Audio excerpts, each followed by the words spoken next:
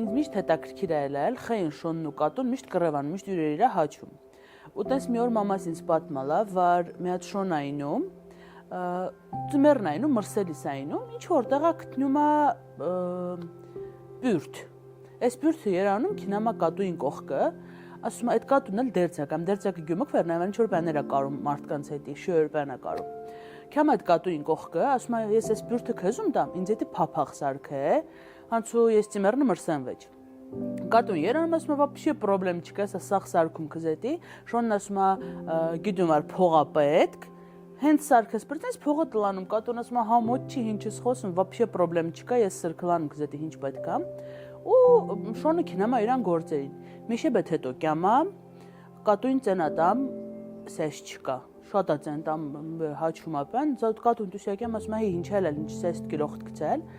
Ասում է հա կիլոխս փափախ չոնեմ ցորտա մրսում ինչ անեմ փափախը սարկալ ես իստո ասում է տնաշին բան կրակն ինքին գալ ձեր միշեբեթ առաջ ստվել նորում սկսալ կարել է միշեբեթ կես արդեն տլանում քեզ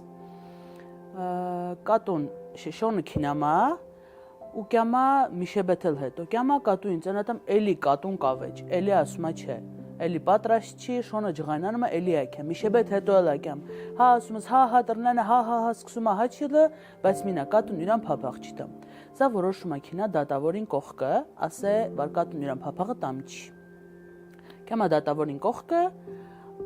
բայց էլի կատուն կյամ չկատուն փախչում է քինամա կորչում շոնը սկսում է մանկյալը ու այդ պահից սկսած վրդեղ տեսնում է կատու սկսում է հաչիլը ու ասելը որ իրան փափախը իրան տա